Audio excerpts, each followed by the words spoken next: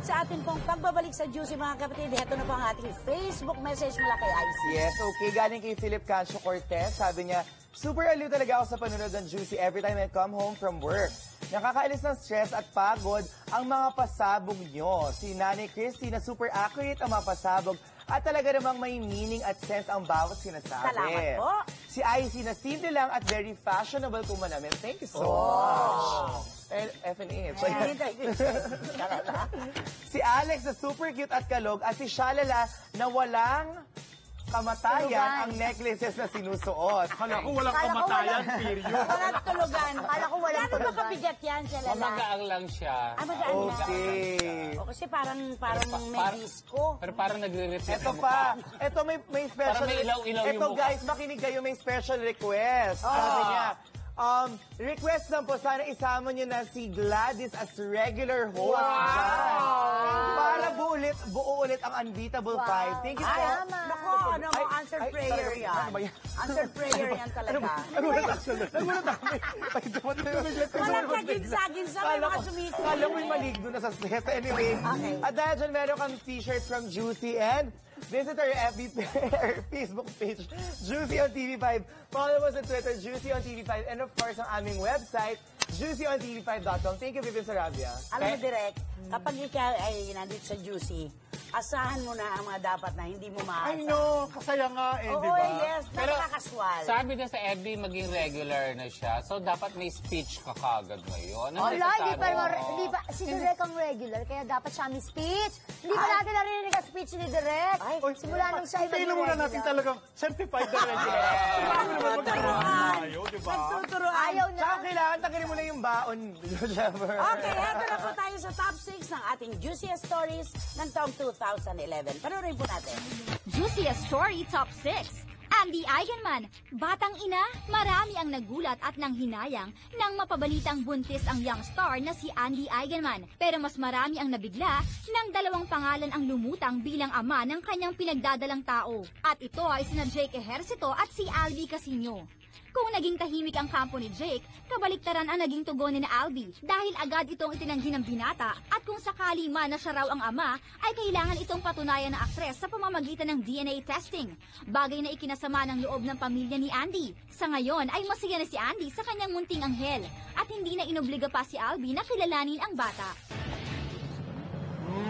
Masalimuot din ang kwentong ito dahil alam naman natin kung gaano kabigat yung mga pinakawalang salita ni Miss Jacqueline Jose tungkol kay... Albi Casino. Ano nga ang kwento At na ito? syempre, Ay, naidagdag Yung nangyari kasi is, ayun nga, mag-boyfriend sila, tapos, yun nga, nabuntes, tinuturo na si Albi yung ama, pero yun nga, si Albi hindi na-acknowledge. And maraming mga nasabi rin na tungkol sa pagtitik na abortion pill, di ba sinasabi si parang Mark Hill? tinuruan daw niya. Tinuruan daw kung paano mag-ano ng abortion pill Doon nagalit si Mark Hill. Doon nagalit si Mark Hill. Na in fairness tayo noon, bumilib tayo kay Andy kasi at the peak of her career, pinanindigan Ako, niya doon ako niya. masaya Tama, sa saludo, kanya. isang saludo yun. Pinanindigan niya, tsaka baby yun eh, di ba? Yung interview kay Mark Hill talagang makabagbag damdamin, nakakaiyak. Amang-ama siya eh, nung nagpa-interview talaga. Hanggang nung mga anak si Andy, alam mo ba sila ni Jacqueline, nagte-taping ng Valiente si Jacqueline, nagpaalam sa direktor at sinabing, Direk, minsan ko lang itong mabibigyan ng pagpapahalaga anak ko, payagan niyo na ako. Yung ganda. Oh, di ba, inooperahan si Andy, ando ng mga magulang niya. Sarap. Cesarean si... Oh, at kuha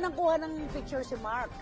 Grabe. Pero napakalaking risk ito no, sa career ni Andy talaga. Napakalaking risk. And talagang you really should appreciate na pinanindigan niya dahil buhay ng isang bata ito. Yes. Asan si Alvin yun? Ayun nga, nakita ko siya nung kasagsagan ng issue na, yun nga, manganganak ko si Andy, malapit na. Nakita ko siya siyang with his family. Pero Pero ngayon, direct, alam mo sa press con, lagi yung sinasabi, walang tanong tungkol dun sa baby. and ngayon naman yung mga projects na sa ABS-CBN, like yung movie, di ba? Yung movie nila, supposedly ni Mara Clara, ni Catherine and ni Julia, pinalitan din siya ni Enrique Hill. Pero So, tinanggal siya sa madaling salita. Pero sa tingin niyo makakabalik si Anne? Ay, oo naman. Oo naman, for sure. Oo, kahit ilang balik pa. Magaling na artista eh. Dugong nananaligtay sa kanya, kaya meron naman na si Eigenman, Miss Jacqueline. Magaling na ba? Saka importante pinanindigan siya, mas lalo nga siyang minahal ng mga tao after this. Yes, Oh my may God. prinsipyo, di ba? May paninindigan. Correct. At eto na po tayo mga kapatid sa top 5 ng ating Juiciest Stories of 2011.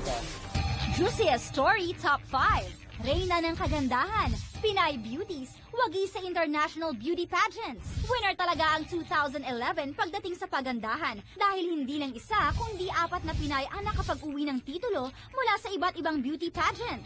Nangunguna sa listahan ang 2011 Miss Universe third runner-up na si Shamsi Supsup. Nakapag-uwi rin ng titulo si Gwendolyn Ruway bilang Miss World First Princess. Hindi man nanalo bilang Miss International, ay napasama naman sa top 15 si Diane Nesho at nakatanggap ng People's Choice Award. Humabol din si Athena May Imperial na itinanghal naman bilang Miss Earth Water 2011. Pagdating sa mga beauty pageant, yan yung Kesha Lala. Beauty to beauties. Once a beauty queen, always a beauty queen. Yeah. Ganda. Biz. Unahin natin ang third runner-up to the Miss Universe, si Shamsi Supsup. In fairness. Tsunami walk. Yun, sobrang markado yung kanyang tsunami walk. Oo. At saka yung nga lang sa answer. Hindi, okay naman yung sagot niya, pero okay yung sagot niya. Pero Marami lang kumontra. Tsaka marami namang hindi lang naman yung pagsagot mo eh. Pati yung the way you say it. Overall. Ito isa pang shock na ito. Talagang nagulat tayo. First runner-up sa Miss World, si Gwendolyn Ruiz. In fairness, diba? Nagulat tayo. Susunod na ito, Miss World na tayo. Kasi diba? second, first, ayan na. Second princess si Rupa, tapos ngayon naging Winner. first. Susunod ako na yan, Miss World. Okay. At syempre, si Miss Athena. World. Miss End of the World. Yeah. Si Athena Miss naman sa Bilang Miss 2012 Earth next year. na Miss Fire. Miss Earth Fire. Nanalo naman siya. Kumbaga, pangatlo din siya sa mga beauty. Kung sa Miss Earth ka sasali, ano ka kaya? Ah, Miss Wood? Miss Ruth. Burak. Miss Garden. Pumunoy, burak. Alam mo, sa kagaganyan namin ni Direk sa'yo, mas mamahalin ka ng publiko. Oo naman. Alam mo naman, go with the At saka- underdog. Diyos ko, ilang man tao kaya magsuot ng mga bola sa leeg at ang ganda-ganda pa, di ba? At walo yan, Direk. Walo yan. Okay, stop, please. Ay, Tapos, Direk, alam mo, sabi niyo sa akin, Nay, na ano ko, Sa para mata. ako nasisilaw. Okay. At syempre, semi-finalist sa Miss International naman. International si Dayan. So, 4 na Pilipina gumawa ng Sabi pangalan siya, sa larangan. pagdating sa mga ng beauty ganda. pageant, kanya, larangan. talagang tutok na tutok ka, no? Yes. Okay, eto na po Stop. tayo ngayon mga kapatid sa ating top 4 para sa Juiciest Stories ng 2011. Juiciest Story Top 4, Pac Baby. Congressman Manny Pacquiao, may anak sa ibang babae?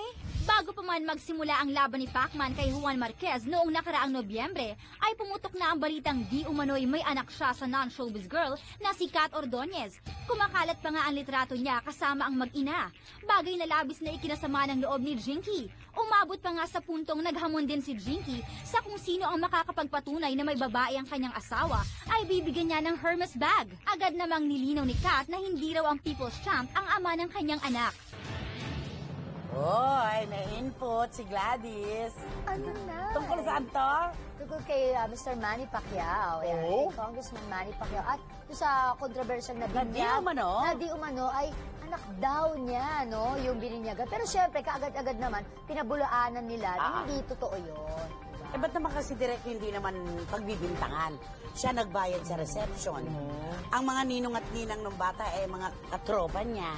Ay, natural. Siguro daw, Nay, kasi ganun siya ka-generous na niya. Yes. Ninong siya eh. Ganun karaming dato. Ninong eh. Malay mo talaga. Sayang pala, sana kinuha namin. Tsaka ninong magkano ni lang sa Christopher kanya yun? Yamas, ano? Barya lang yung para kay Manny Pacquiao. Ay, oo, naman sa laki. Barya. Pambayad lang ng toll gate para Yes. Ay, di ba tawag nga kay Sir Manny ay Ninong, di ba? Ninong Sa Manny. kanyang programa. At hindi pa man natatapos yung binyag ngayon, lumabas na ngayon isang batang marunong makipagsuntukan. Hindi, Paano si yan, paano Juan yan? Bacosa. Ano na yan eh, 7 taon na nakararaan. Talaga Nagkaroon ng naman. kasuhan yan. Pero naiayos dahil parang give it to me ng, alam mo na, alam mo money. Nandats. Yes, oo. Ay nako, may mga sorpresa pa po kami sa inyo dahil Ito ang huling upit ng mga chikahan nag-iinit. Todo ang hirit sa... Juicy! Susunod, Kapamilya Hank. Ibinuko na may asawa na. Controversial TV host actress. Nilinaw ang issue ng panggugulo sa relasyon ng iba. At ang pinakamadugong kontrobersyang gumulat sa sambayanan. Yan at mas marami pang intriga dito lang sa Juicy.